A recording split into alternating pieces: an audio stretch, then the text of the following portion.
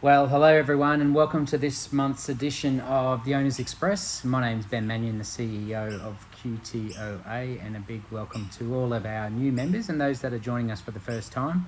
Well, I'm on the Gold Coast and I'm trying to dodge the rain at the moment, so it hasn't stopped raining here for about 12 hours. So if it does start teeming down again, apologies. There's a lot to get through, and there's a lot to get through in this newsletter, as you will see. We've had a massive month. We've been out reviewing essentially our structure and what we want to do moving forward. We've spoken to the Minister, Grace, in a couple of weeks ago, and Peter Ty and I met her to talk about the Owners Association and what value that could bring to both the government and to the industry. And we've got some great things that we think that we can do together moving forward. She has agreed that we will be part of the consultation process and advice process that she will seek moving forward, so that's great, and we'll continue to update members and others once we sort of understand how that plays out.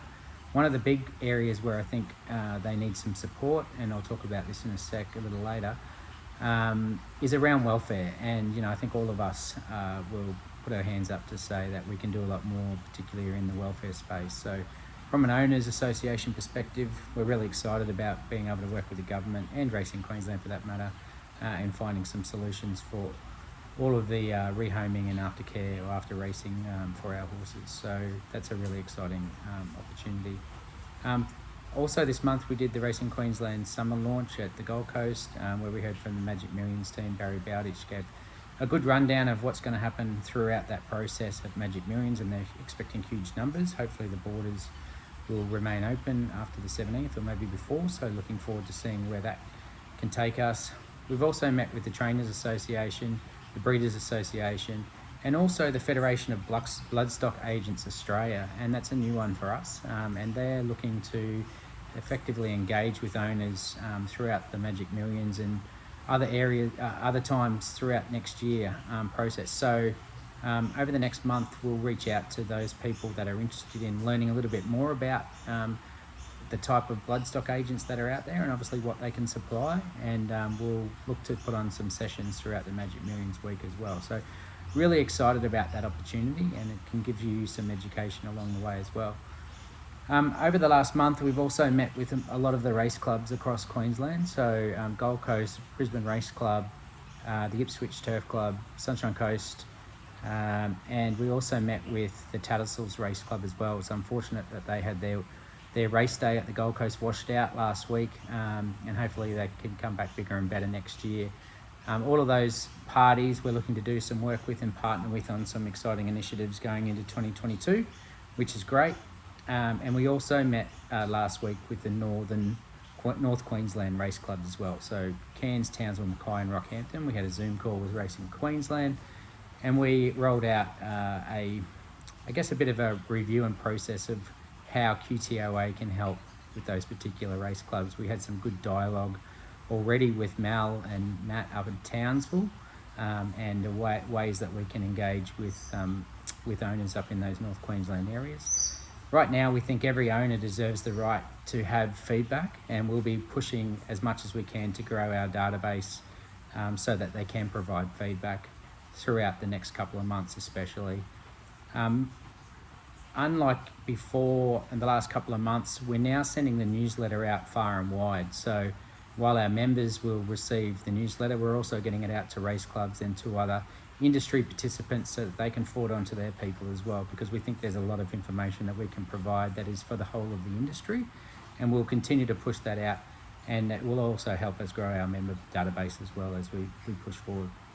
In saying that, when reviewing our membership database, we've added a couple more membership areas or packages, if you like. So the basic membership now comes in. It gives you access to our newsletters and to the ability to fill out some surveys, which is really important feedback for us.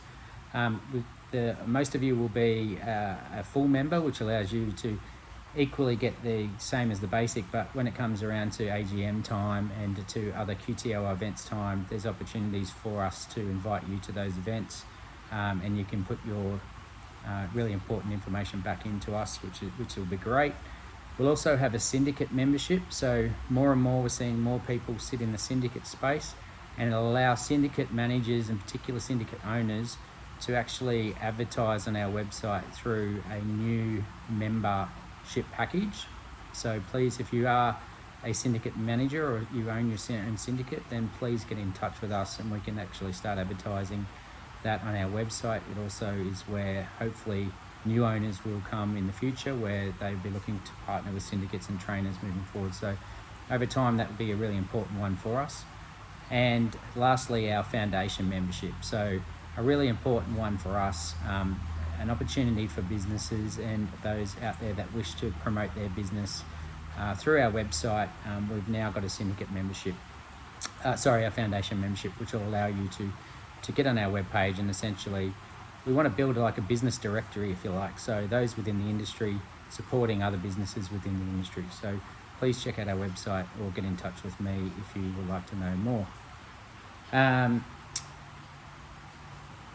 Also, this month as well, Racing Queensland has announced that they've had record financial result, which is great. Sorry, I had to push that out.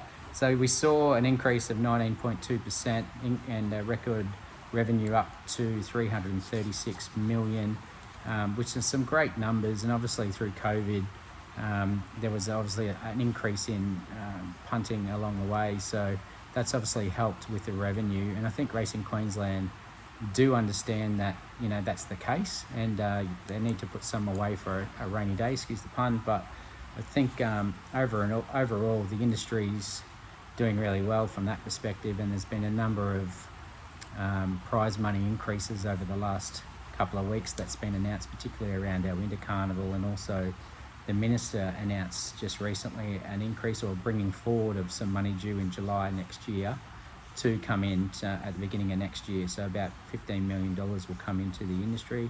Of that, $5.5 million increase to thoroughbreds. That means about $1,500 to $2,000 per provincial tab race, which is a bit of an increase in that space. A new $50,000 Southeast Queensland showcase race, which we're looking forward to seeing, and a $2,000 boost for country tab meetings, which is really great. So we obviously want to see more money coming back to owners as much as we can, and they're great increases along the way. The biggest announcement probably this month has been through the Thoroughbred Breeders Association, and a big congratulations to Basil Nolan and the work that he's done in that space, with a welfare report coming out called The Most Important Participant. I'm not going to talk about it right now because I think it deserves its own email and probably own video in relation to that. So if you haven't seen it, please get online. It will be online. You'll be able to type in the most important participant through the Thoroughbred Breeders Association. There's a great report there. We want to be part of the solution from an owner's perspective. So I think there's really important dialogue that we can have with the Thoroughbred Breeders Australia, and also through the Trainers Association as well. So moving forward, we think that's a really important part of what we can do from an owner's perspective. So we'll be taking a really big interest in that area as well. So stay tuned for a little bit more in that space. In relation to some of the other areas we've raised with Racing Queensland, particularly around our advocacy space, we're meeting with them on Wednesday, the 1st of December, and we'll be going through a number of those key areas, particularly things like the barrier attendance, trial footage and sectionals. I'm looking forward hopefully to meeting the new CEO of QTOA over the next couple of weeks. Transfer fees around QTOA will be on the table with them as well as defaulting owners, and we'll be able to keep talking to QTOA around what role we can play with them in making sure we can educate and train, if you like, the owner around particular responsibilities that I think are being left behind at the moment. So really looking forward to that. Yesterday on Monday, which would have been I think the 30th or 29th of November, I took part in a meeting at Eagle Farm with industry and Racing Queensland and the Brisbane Racing Club. Right now, I won't say everything that I want to say, but it appears to me that Racing Queensland and the BRC are probably at opposite ends as to how they think this can potentially be fixed. I think everyone is on the same page with we need a solution.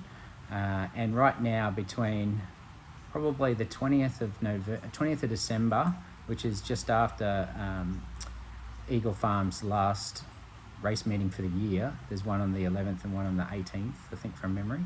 The BRC will start to effectively maintain the track on an ongoing basis up until March, and they've got some plans in place, and they rolled them out yesterday on how they can actually do that. And while doing that, the Racing Queensland led initiative, if you like, will lay some kikuyu grass on the back of the Eagle Farm track, about 50 metres of grass, and see if that can take hold, particularly in that area. It's the same grass that's used at the Gold Coast, the Sunshine Coast, everywhere in South East Queensland for that matter, and it's going back to basics a little bit. And if needed be, and we don't have a solution come March next year, Racing Queensland does have approval to spend $3.5 million on upgrading and effectively fixing that track. So essentially it would be ripping up the track and starting again. The biggest risk in that process is not affecting the profile and the drainage in that space. So there's a bit to go under the bridge with that one.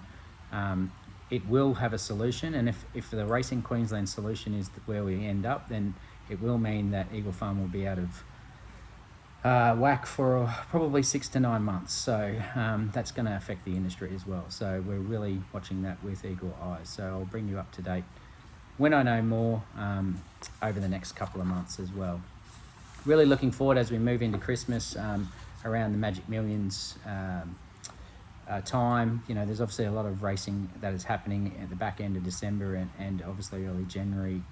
Looking forward to welcoming everyone up to Magic Millions and getting in front of them to talk about lots of things, but particularly the owners' responsibilities and our and how we can show a better return for owners is really important in that space. Big thanks to all our partners along the way: Tab, FamFave, Mitch Graham, Suit Studios, and of course the Brisbane Airport hotels. Thank you guys, and look out for all our partners on our newsletter this month. If you'd like to talk to us about sponsoring the newsletter, or you have something to share across the owner database, then please get in contact with me and we can do that over the coming months. For now, hopefully be in contact with you before Christmas, and I hope everyone has a great couple of weeks leading into Christmas. Okay, thank you guys.